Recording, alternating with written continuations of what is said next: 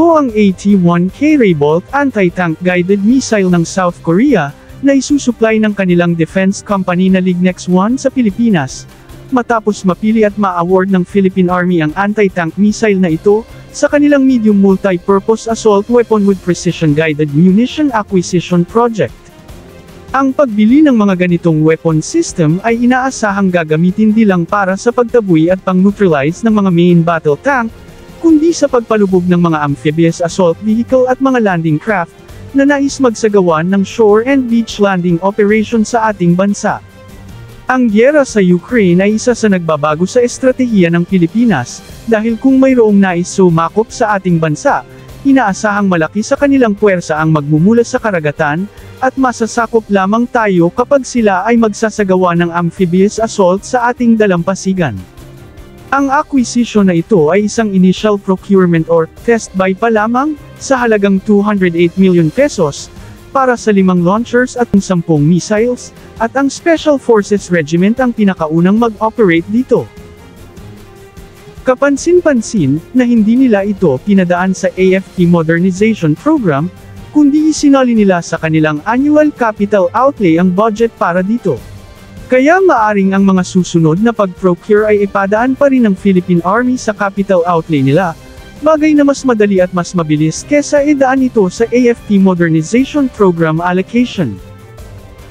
Sa mga susunod na taon, ay inaasahang mas marami na ang bibilhin, iyon ay kung masisiyahan ng Philippine Army sa capability at performance ng anti-tank missile system na ito.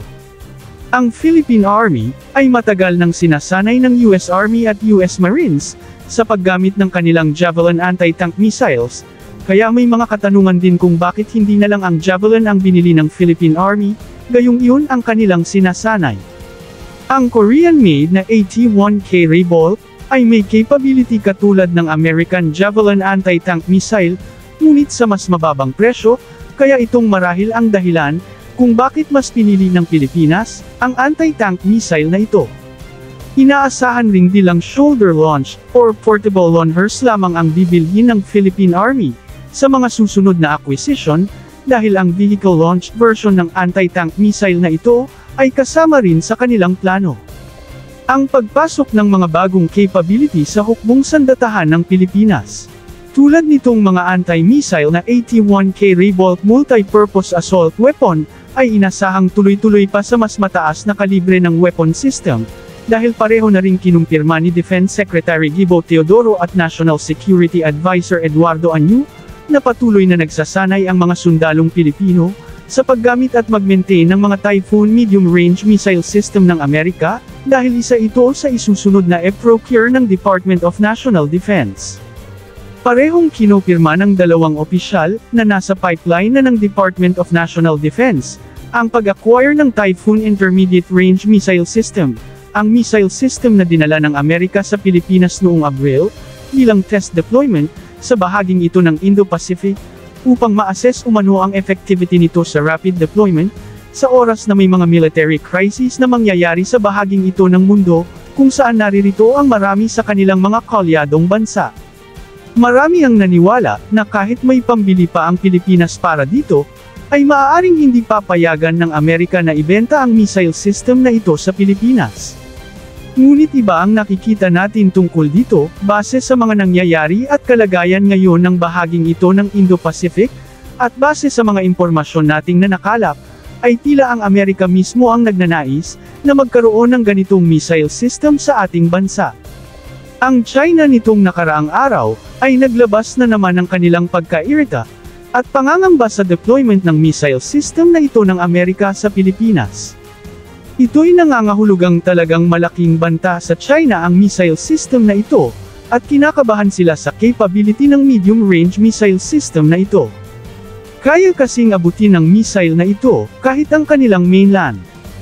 At kaya rin itong magdala ng nuclear warhead kung gugustuhin ng Amerika. Nagrereklamo ang China, na mapanghamon umano ang mga missile deployment na ito ng Amerika, kaya naman, kung Pilipinas mismo ang bibili o ang magkakaroon ng ganitong missile system, hindi na masasabi ng China na hinahamon sila ng Amerika, dahil karapatan ng Pilipinas at ng sinumang bansa, ang magpalakas ng kanyang kakayahan sa depensa. Inaasahan ng hukbong sandatahan na ang Typhoon Medium Range System ay siyang pinaka-deterrence weapon ng bansa kung sakaling mabili nila ito. Iginiit ng dalawang opisyal na karapatan ng Pilipinas na mag-modernize sa kanyang hukbong sandatahan at walang karapatan ng China na harangin ito o pigilan man lang. Ang Typhoon Medium Range System ay nanatili pa rin sa Pilipinas sa kabila ng pagreklamo ng China at wala umanong plano ang Pilipinas na paalisin ito sa ating bansa dahil patuloy umano ang pagsasanay ng mga Pilipinong sundalo sa mga launchers nito, pati na ang pag-mobilize ng kahanga-hangang missile system na ito dahil isa ito sa top priority ng Marcos administration sa listahan ng mga weapon system na kanilang e-procure. Dagdag pa ng dalawang opisyal ng hukbong sandatahan, ang pag-procure ng Typhoon Mid-Range System ay bahagi ngayon ng masigasig na pagpupush ng kasalukuyang Pangulo na mabigyan ng Philippine Armed Forces ng kakayahan sa detection and deterrence sa anumang banta laban sa bansa, ngayong totally nag-shift na ang armed forces mula insurgency patungong external defense. Bagamat nakita nating kulang pa rin ang paglalaan ng gobyerno ng budget para sa depensa, ngunit kapansin-pansing nagti-triple na ang budget ng ating armed forces, mula nung inumpisahan ang Armed Forces Modernization Program noong 2012. Once na mabili na ng Pilipinas ang Typhoon Mid-Range System na ito ng Amerika, ay magko-complement ito sa ating mga BrahMos supersonic anti-ship missiles, na ating binili mula sa India, at sa susunod na taon ay atin nang makikita kung may karagdagan bang order para sa mga BrahMos anti-ship missile system na ito, matapos ang delivery ng initial procurement para sa Philippine Marine Corps. Ang pagkakaroon natin ng Typhoon Mid-Range System ay sobrang magpapalakas ng ating deterrence, kaya tiyak na magrereklamo ang China dito. Ni-reveal din ni Secretary Teodoro na may natapos na BrahMos base ang Philippine Navy, at patuloy na gumagawa pa ng mga karagdagang mga BrahMos base sa mga strategic location ng bansa, lalo na yung nakaharap sa eastern part ng bansa, kung saan doon dumadaan ang mga submarines at supply lines ng ating kalyadong Amerika, at tumataas na rin ang activity ng mga barko ng China doon ngayon. Nasa grand plan ng AFP ang pagkaroon ng mga Typhoon Mid-Range System at BrahMos anti-ship missiles sa bawat sulok palibot ng buong bansa.